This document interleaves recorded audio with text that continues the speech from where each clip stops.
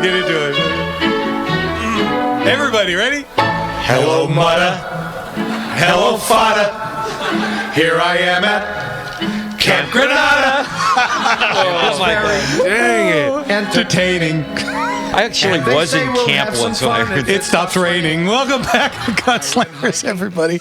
I just threw that in there. What the hell? Thank you. Yeah. Okay. Hey, you know what? He's been waiting a while, and we've got a couple of people that have been waiting a while, so let's get to the phones. James in West L.A. James, how are you? All right, I have a question. I had a Ruger 1022 that became inoperable, and I took a hammer to it and broke it in pieces and threw it away. Oh. What I'm concerned with is there a statute that says I have to report that as no longer being used? No, because if you busted it into bits, it's never going to come back as a gun. No. So it will always show as being registered to you. But if there's no downside if somebody's not going to use it. Yeah, so it can't come back on you because nobody's going to be able to use it. So you're in the clear. Okay. All right. It's become a non-firearm question. You were just talking about magazine capacity and so forth. In security, we're relegated to 10 rounds, and we're actually dealing with very similar suspects that the police deal with usually by ourselves. And unfortunately, we're relegated to 10 rounds, and there should be some sort of stipulation that for armed security personnel, that we can actually carry a normal-sized magazine. I couldn't agree more. Well, I think when they passed that legislation, they also spoke harshly and sternly to bad guys, so that bad guys only carry 10 rounds in their magazines, too. Isn't that correct? Yeah. Sorry, I'm being ironic. I mean, unfortunately, James, the best that you can do right now is just carry a whole bunch of mags, which, is not comfortable. Go up a caliber, I don't know, do something. Yeah, but it's the silliness of it. Because bad guys, obviously... Like I said, liberalism is a disease. And unfortunately, it's a mental disorder of a disease. So what you've done is you put the good guys at a functional disadvantage. Yeah. Smart thinking. Yeah. Excellent. Right. Welcome to California. Thank you. Okay, you bet, James. Thanks for the call. Hey, you know what? Everybody was talking about him a minute ago. Let's get to our friend George, the airplane guy. George! Hey, George, how are you? Hey, guys. How you doing today? Good. What's up? Great show, great callers so far, and I hope I don't screw up the trend. But we talk about military and shooting. So growing up, my dad taught me about a BB gun and a 22. The Army taught me about 7.62 through 50 cal through 8-inch howitzers. And I got into aviation and kind of strayed away from shooting a lot. Mm-hmm. But I just came across an article in the current American Rifleman magazine, the April issue. It's got an article, and by the way, we're coming up on the 250th anniversary of the shot heard around the world. Yep. Lexington and Concord. Mm-hmm. It was April 19th of whenever, 1770 something. Mm-hmm. The article is very interesting. It goes into detail about the skirmishes. There wasn't just one battle. There were several battles, and then, of course, the retreat back to Boston by the Redcoats and all that. But the thing that fascinated me about it, and I shot it from 8-inch down to BB gun caliber stuff. The range in calibers in the rifles, like muskets used in that battle, went from .41 caliber to 80 caliber. Yeah. The Brown Bess, which was kind of all over the place. I had no clue it'd be that variety of calibers. Oh, what sure. the hell's going on? That was just common, and the Americans were a bit of a ragtag team, especially so among the militia. Yeah, so they would just grab whatever they had, guns, hanging over the fireplace, and that went from shooting squirrels to shooting redcoats. Right. So. The British would have been uniformly armed with the Brown Bess, but even that varied widely in diameter because these things were basically handmade. Yeah. So no two were alike. The guy next to you'd be turning out a 78, and you'd be turning out a 74. I believe 69. Between 69 to 74 was supposed to be it. The common, yeah. Which is basically about the size of a malted milk ball. Right? Coming at you 1,200 to 1,300 feet per second. And so when it hit you, it took things with it. So it didn't leave alone. No. Well, I also heard way back a long time ago that musket balls were made, in one way anyway, dropping them from the tower, molten lead, down into a tank of water. That is correct. To ensure that they were perfectly spherical. Yeah. And then there was us pouring them in the little molds and trying to shove them down the barrel still warm. Right? Yep. It's amazing. Anyway, I just want to say hi. I kind of threw you a curve by talking about guns instead of airplanes, but you're having a great show. Enjoy the rest of your evening, and I'll see you in a few weeks, I guess. Hey, Okay, George, hold on. How are you healing? Oh, yeah. I want to get the update. How's your knee? I tell you what, I've been doing the PT like a monk doing religious stuff, and it's paying off. It's getting much better.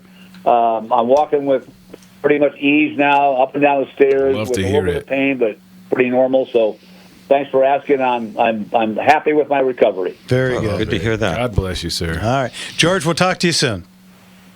You bet. You guys have a great night. You Take too. care. Take it now.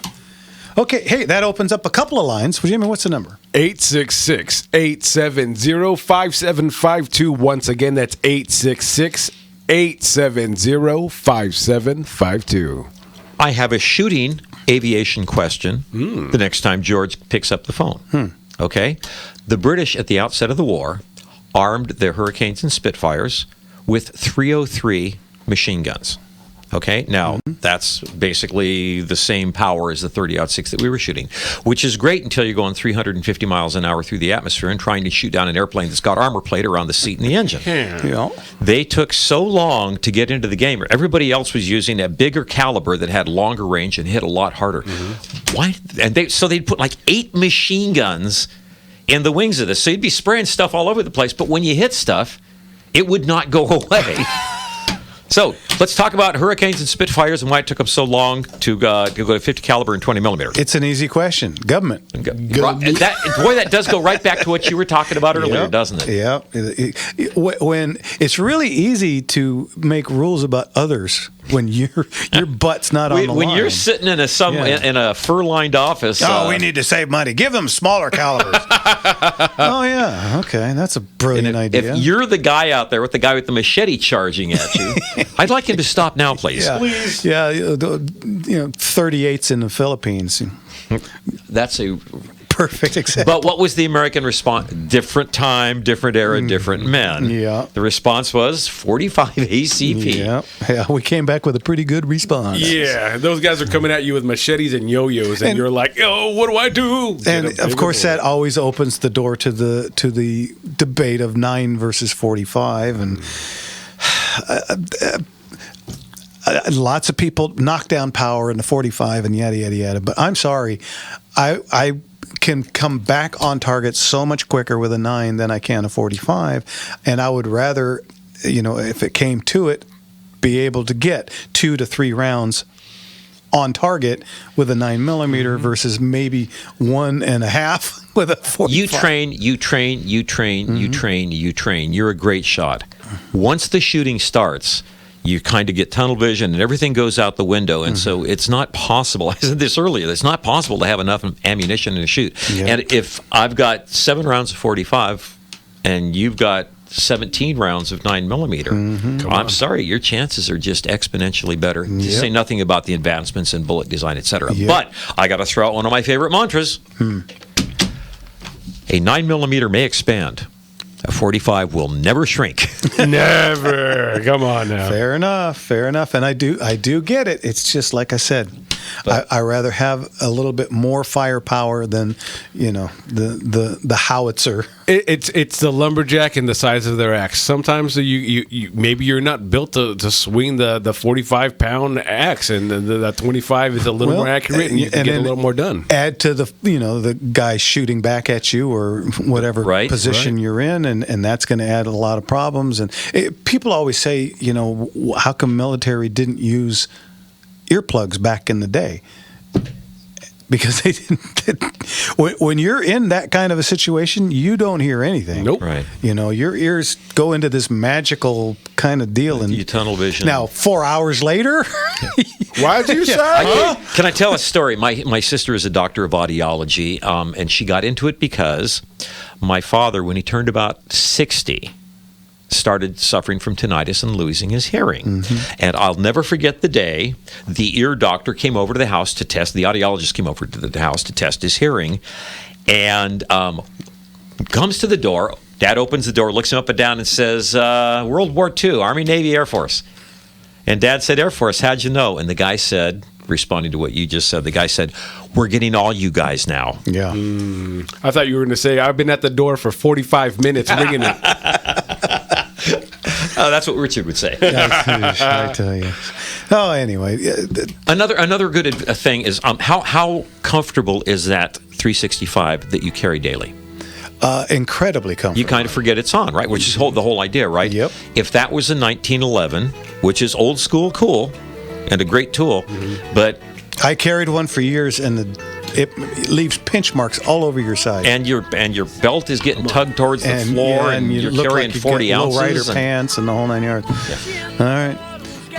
Ryan, how are we doing on time? What we got? 30 seconds. 40 seconds. You started the song too soon. We only got 20 seconds before somebody will kick us off. Well, Mr. Enigma wants to know what you think about a CZP-10. CZP-10. It's the Glock clone. I have not shot one, so I don't have. You know what? We were supposed to talk about the. Okay, right. 10 seconds to remind you we're going to be talking about staccato in the next section. Yeah, that's what we'll do. And phones, quick. What's the number? 866-870-5752. All right, we'll be back right after this, guys. My jeans.